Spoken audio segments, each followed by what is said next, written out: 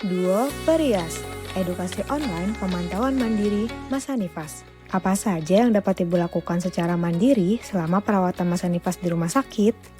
Yang pertama, yaitu memeriksa kontraksi rahim yang bertujuan untuk memantau perdarahan Ibu selama masa nifas.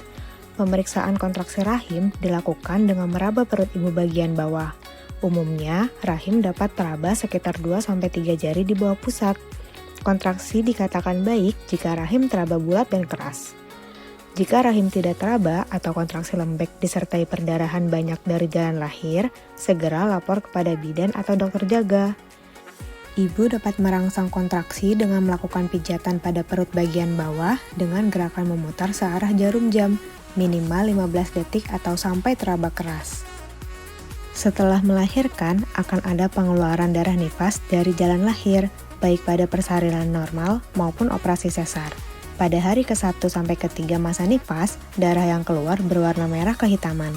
Ibu dapat membedakan darah nifas normal dan tidak normal melalui warnanya, gumpalan darah yang terbentuk, jumlah darah yang keluar, juga bau khas darah.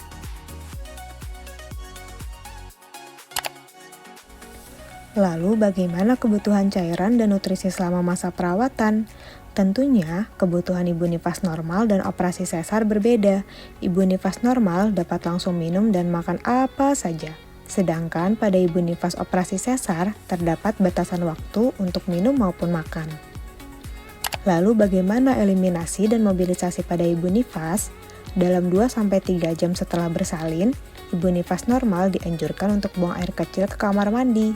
Sedangkan ibu nifas operasi sesar dapat buang air kecil melalui kantong urin yang masih terpasang. Apa itu mobilisasi dini? Mobilisasi dini merupakan latihan pergerakan atau berpindah posisi setelah beberapa jam berbaring untuk melancarkan peredaran darah. Mobilisasi ibu nifas normal diawali dengan miring kanan atau miring kiri, kemudian duduk di kursi atau kasur, berdiri atau turun dari tempat tidur, lalu perlahan berjalan ke kamar mandi. Sedangkan pada ibu nifas pasca operasi, 6 jam pertama masih berlatih pernafasan. Ibu diarahkan belajar miring kanan atau miring kiri setelah 6-10 jam pasca operasi. Pada 24 jam pertama, ibu dianjurkan untuk latihan duduk bersandar di tempat tidur. Selanjutnya, ibu bisa latihan duduk secara mandiri dan perlahan-lahan dapat berdiri. ASI eksklusif. Apakah bayi cukup dengan ASI ibu yang belum melimpah pada 3 hari pertama pasca salin? Perlu diketahui, bayi baru lahir memiliki kebutuhan ASI yang disesuaikan dalam satu sesi menyusu. Dilihat dari usia bayinya ya. Bagaimana perubahan psikologis ibu nifas? Pada hari ke-1 sampai ke-2 masa nifas, ibu dalam fase ketergantungan.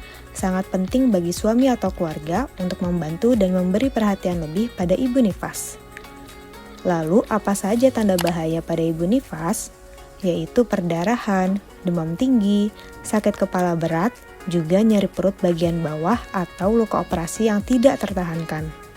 Segera laporkan ke bidan atau dokter jaga apabila ibu mengalami tanda bahaya tersebut. Terima kasih ibu-ibu hebat sudah meluangkan waktu untuk belajar bersama. Sampai jumpa.